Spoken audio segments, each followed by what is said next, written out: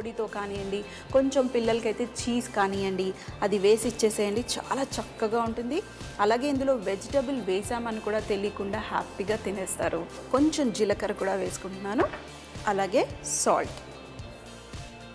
ఇందులో నుంచి నేను మొత్తం వాటర్ తీసేస్తున్నాను బియ్యంలో నుంచి. ఇప్పుడు మనం బియ్యం మాత్రానే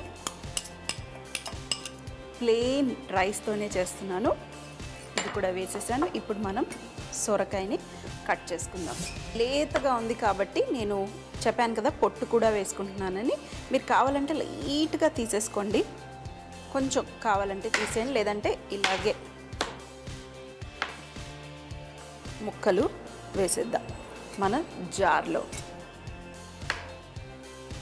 ఎలాగో గ్రైండ్ అయిపోతుంది కాబట్టి ఏం పర్వాలేదు, కొంచెం పెద్ద ముక్కలుగా కట్ చేసుకున్నా పర్వాలేదు. అన్నీ వేసేసుకున్న తర్వాత మన రెగ్యులర్ దోశ పిండి ఎలా గ్రైండ్ చేసుకుంటామో సేమ్ ఇది కూడా అలాగే గ్రైండ్ చేసుకుని, మరీ బరుకుగా కాకుండా కొంచెం బరుకుగా గ్రైండ్ చేసుకుంటే మన దోశలు ఎప్పుడు చక్కగా క్రిస్పీగా వస్తాయి. వాటర్ అస్సలు వేయకండి, డైరెక్ట్గా గ్రైండ్ చేసి ఆ తర్వాత వాటర్ అవసరమైతే అప్పుడు వాటర్ వేసుకోండి.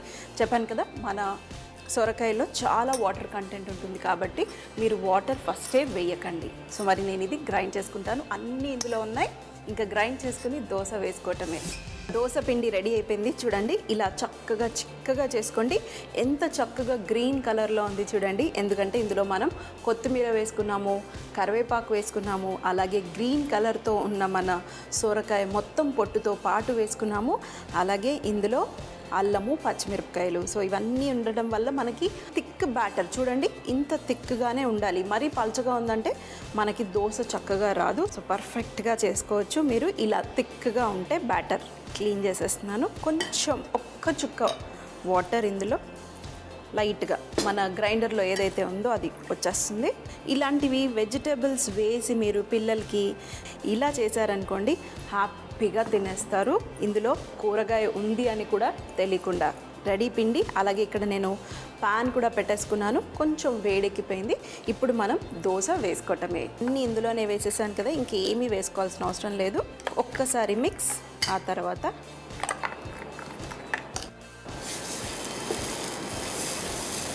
నాన్ స్టిక్ పెనం కాబట్టి ఈజీగా వచ్చేస్తుంది. మరీ పెద్దగా కూడా వేయకండి, కొంచెం మీడియం సైజులో వేసుకుని మీరు సర్వ్ చేస్తే చాలు. సూపర్ టేస్టీ అయిన సొరకాయ దోశ రెడీ అయిపోతుంది. మరి మంచి రంగు వచ్చేంత వరకు కాల్చుకుందాం. ఎప్పుడు నేను చెప్తూ ఉంటాను, దోశ వేసేటప్పుడు ఫ్లేమ్ ఎప్పుడు స్లోలో ఉండాలి. మీరు దోశ వేసిన తర్వాత ఫ్లేమ్ పెంచితే అప్పుడు మనకి చక్కగా కాలుతుంది. ఇప్పుడు మనం ఫస్ట్ది ప్లెయిన్ దోశ వేసుకున్నాం, నెక్స్ట్ది కొంచెం పన్నీర్ తురుముకుని మనం చక్కటి పన్నీర్ దోశ వేసుకుందాం. అర్థం కాకుండా బాగా ఉంటుంది. వంటల ప్రోగ్రామ్ బెస్ట్, ఎందుకంటే చూసేటప్పుడు చక్కగా నవ్వుకుంటూ ఉంటాం, నోరు కూడా చక్కగా నీరు వచ్చేస్తుంది మన ఈ వంటలు చూసేసి. కొంచెం నూనె వేసి మరి దీంట్లో మనం ఆవాలతో స్టార్ట్ చేద్దాం. ఆవాలు వేయాలి అంటే మరి నూనె బాగా వేడెక్కాలి. బాగా నూనె వేడెక్కిన తర్వాత మనం ఆవాలు వేసి చిటపట్లాడిద్దాం. ఎందుకంటే ఈ ఆవాలు చిటపట్లాడలేదంటే దీంట్లో నుంచి సువాసన బయటికి రాదు, ఆ చేదు అనేది ఎక్కువగా ఉంటుంది. సో ఆవాల్లో చేదు మన వంటల్లోకి రాకూడదు అంటే అవి నూనెలో చిటపట్లాడితే దాంట్లో నుంచి మంచి ఆవాల్లో నూనె ఉంటుంది కాబట్టి ఆ సువాసన బయటకు వచ్చి మన కూరలు టేస్టీగా ఉంటాయి. సో మరి నూనె వేడెక్కగానే వేసి చిటపట్లాడిద్దాం. నూనె వేడెక్కిన వెంటనే మన ఆవాలు వేసుకుందాం. చక్కగా చిటపట్లాడుతుంది. కొంచెం ఉల్లిపాయలు, కరివేపాకు వేసామనుకోండి నూనె అంతా మన మీద పడుతుంది. కరివేపాకు వేసుకుందాం. ఉల్లిపాయల్ని కూడా మరి మనం చాప్ చేసి వేసుకొని ఈ ఉల్లిపాయల్ని కూడా కొంచెం ట్రాన్స్పరెంట్గా అయ్యేంత వరకు దీంట్లో వేయించుకుందాం. కొంచెం అంతా ఉప్పు కూడా దీంట్లో వేసుకుందాం. ఉప్పు వేయగానే కొంచెం దాంట్లో తేమ వచ్చి ఫాస్ట్గా అయిపోతుంది. ఉల్లిపాయలు కొన్నిసార్లు డిష్లో బ్రౌన్గా రావాలి, కానీ ఇందులో మాత్రం కొంచెం కలర్ కూడా రాకూడదు. ఆల్రెడీ కొంచెం కలర్ వచ్చింది. ఇందులో మనం పాలు వేసేసుకుందాం. ముందే చెప్పాను కదా, మనం బీరకాయ, పొట్లకాయ వీటన్నిటిలో పాలు వేసుకుంటే చాలా జాగ్రత్తగా పాలు విరగకుండా కాపాడుకుంటాం. ఎందుకంటే ఆ పాలు వల్ల మనకి చూడడానికి కూడా కొంచెం గుజ్జుగా చక్కగా ఉంటుంది. కానీ ఈరోజు ఆ పాలని విరగొట్టి దాంట్లో ఆ నీరంతా ఎవాపరేట్ అయ్యే విధంగా మనం కుక్ చేసుకుంటాం. మరి ఈ లోపల ఈ కాలీఫ్లవర్ని మనం ఎలా కోసేసి ఈ కూరలో వేసుకుంటాం. సాధారణంగా చాలామంది ఈ కాలీఫ్లవర్ ఉందనుకోండి, పువ్వులా ఉన్న వాటిని మాత్రమే వంటల్లో వాడుకొని ఈ కాడల్ని పడేస్తూ ఉంటారు. ఆ కాడల్ని కూడా మనం డిష్లో వాడుకుంటే చాలా బాగుంటుంది. కాలీఫ్లవర్ కంటే ఈ కాడలు కొంచెం ముదురుగా ఉంటాయి కాబట్టి వాటిని మనం సన్నగా చాప్ చేసేసి ఉల్లిపాయల్లా ఇందులో వేసుకుంటే మంచి టేస్ట్ వచ్చేస్తుంది. సన్నగా మనం కట్ చేసుకొని మనం ఇందులో వేసుకుందాం. మరి ఇక్కడ పాలు పొంగుతున్నట్టున్నాయి, దాని పొంగిని ఆపేద్దాం. ముందు ఈ కాలీఫ్లవర్ని చిన్న చిన్న ముక్కలుగా కట్ చేసేసి పాలల్లో వేసి చక్కగా ఉడికిద్దాం.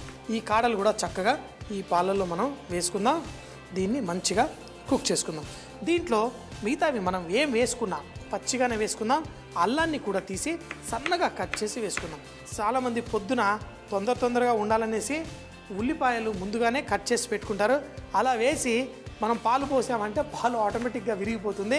ఉల్లిపాయలు ముందు రోజు కట్ చేసుకొని మనం వంటల్లో వాడుకుంటే మన కూర కూడా కొంచెం నల్లబడుతుంది.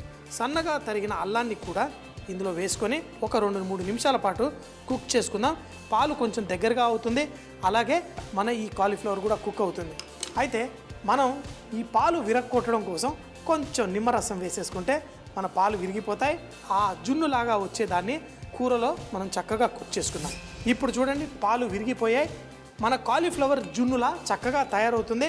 ఈ కాలీఫ్లవర్ ముక్కలు మరీ పెద్దగా ఉండకుండా మీడియం సైజుగా కట్ చేసేసి ఈ పాలల్లో వేసి కుక్ చేసుకుందాం. ఎంతో సింపుల్గా. పెద్ద ముక్కలు ఉంటే కొంచెం చిన్న ముక్కలు కోసుకుందాం. కొంచెం ఉప్పు కూడా వేసాం కాబట్టి ఇంకేం అక్కర్లేదు. దీంట్లో ఈ కాలీఫ్లవర్ ముక్కలు వేసేసి ఈ నీళ్ళంతా ఆవిరి అయిపోయే విధంగా మనం దీన్ని కుక్ చేసుకుందాం. అయితే చాలామంది దీన్ని ఇంకా కావాలంటే ఇంకొంచెం చాప్ చేసి వేసుకుంటారు. ఈరోజు చేసుకునే ఈ పాలతోటి ఈ పొడి మాస్ చాలా టేస్టీగా ఉంటుంది. మనం టమాటా మక్కనీలు అలాంటివి చేసుకున్నప్పుడు లాస్ట్లో కొంచెం పాలకోవా వేసుకుంటే దాని టేస్ట్ బహు గొప్పగా ఉంటుంది. మనకు ఆ టేస్ట్ కాలీఫ్లవర్లోకి మనం ఈరోజు తీసుకొస్తున్నాం.